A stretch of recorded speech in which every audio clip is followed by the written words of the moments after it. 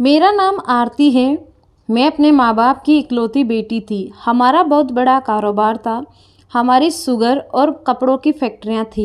मेरा कोई भाई नहीं था तो पापा के साथ मैं ही सारा काम संभालती थी। फैक्ट्री में पापा ने मुझे सारा काम सिखा दिया था।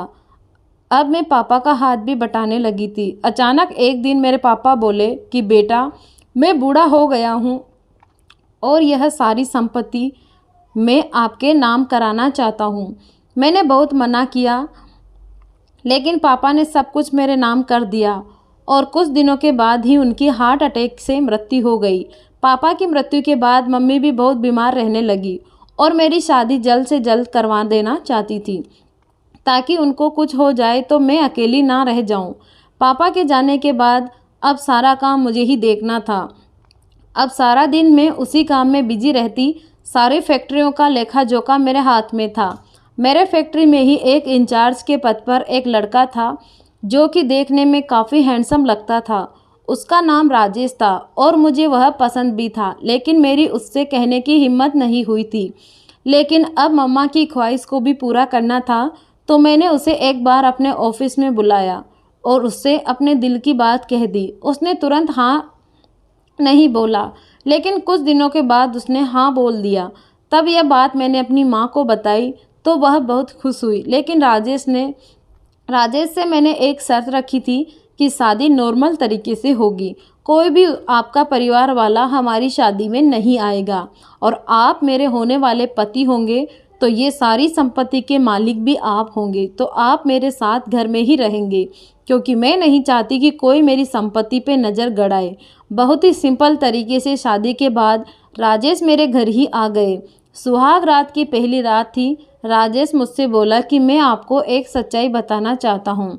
आप मुझसे गुस्सा मत करना, क्योंकि यह मेरी ज़िंदगी की सबसे बड़ी सच्चाई है। मैं आपसे बहुत प्यार करता हूँ, लेकिन मैं आपको बच्चा नहीं दे सकता। मैं एक नामर्द हूँ।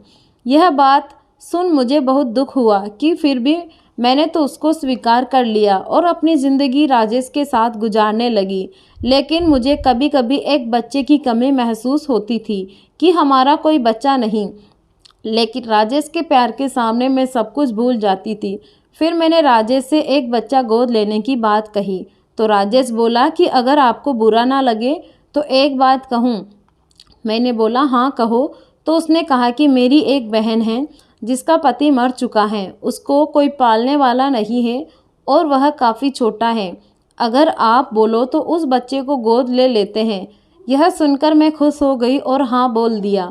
अगले दिन ही राजेश की बहन अपने बच्चे के साथ घर आ गई और बोली कि मैं अकेली हूँ, कुछ दिन बच्चे के साथ मुझे भी यहीं रहने दो। मैं एक आया के तौर पर इसकी देखभाल करूँगी।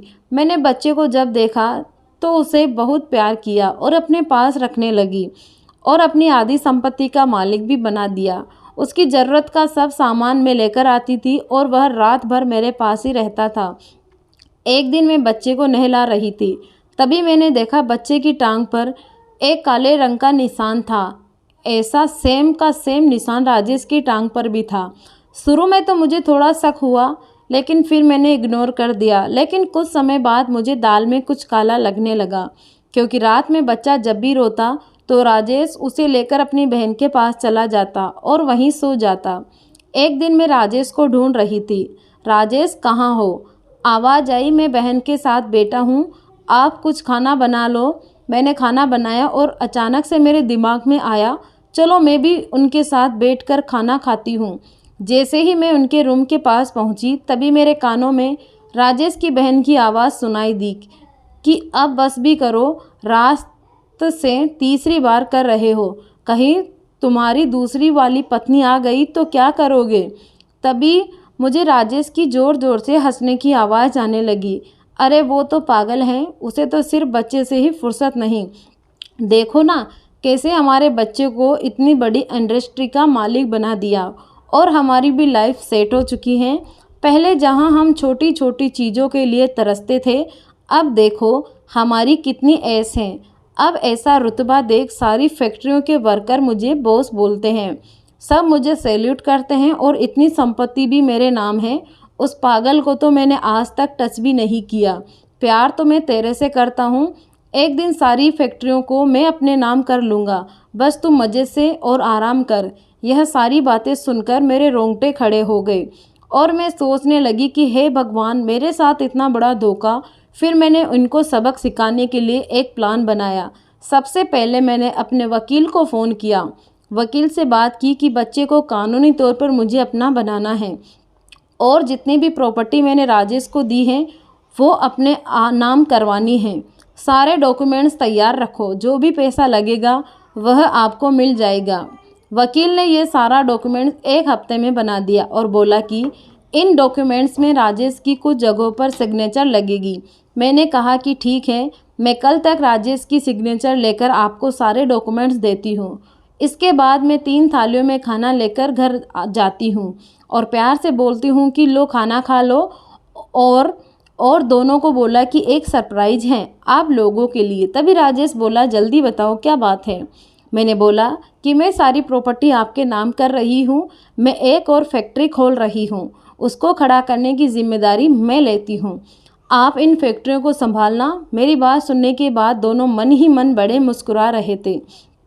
उन थैलियों में मिठाई का डिब्बा और खाना था। खाना खाने के बाद मैंने उनको एक मिठाई का टुकड़ा दिया और डॉक्यूमेंट्स पर उसके सिग्नेचर लेने के लिए डॉक्यूमेंट्स उनके सामने रखा और मैंने बड़ी ही चालाकी से बोला, जानू जल्दी साइन कर दो, अभी बस 20-25 मिनट में इसे जमा करवाना है, अभी वकील साहब भी आने वाले होंगे। अब राजेश एक हाथ से रसगुल्ला खा रहा था और एक हाथ से सारे कागजों पर साइन कर रहा था। वो प्रॉपर्टी के लालच में इतना अंधा हो गया था, उसने पढ़ा ही नहीं इसमें लिखा क्या है। साइन करवाने के बाद मैंने सारे डॉक्यूमेंट्स तुरंत ही वकील के हवाले कर दिए, जो कि घर पर आ चुका था। उसने सारे डॉक्यूमेंट ठीक से चेक किए और बोला कि हाँ, सब कुछ सही है। उसके बाद मैंने राजेश के गालों पर थप्पड़ बरसाने शुरू कर दिए। वो एकदम से चौंक गया और उसे कुछ भी समझ में नहीं आया और मैंने उसे बुरा भला कहते हुए बहुत कुछ सुनाया और उसकी सच्चाई उसके सामने खोलकर रख दी। ये सब सुनने के बाद राजेश और उसकी झूठी बहन का पर्दा फाश हो चुका था और मैंने उन दोनों को तुरंत ही इस घर से चले जाने को बोला कि अपना बोरियां बिस्तर बांधो और इस घर से दफ़ा हो जाओ। और जब तुम रसगुल्ला खाते हुए साइन मार रहे थे, वो सारी प्रॉपर्टी जो मैंने तुम्हें दी थी वो मैंने वापस ले ली है और तूने साइन भी कर दिए हैं। अब उन दोनों के चेहरे पर हवाइयाँ उड़ने लगी और मेरे पैर पकड़कर माफ़ी मांगने लगे, लेकिन मैंने उन्हें लात मारकर अपने से दूर कर दिया। मैंने उनसे बोला कि तुम दोनों को 5 मिनट का समय देती हूँ, यहाँ से निकलो वरना अभी पुलिस को बुलवाती हूँ। वह दोनों जाते जाते बच्चे को उठाने लगे।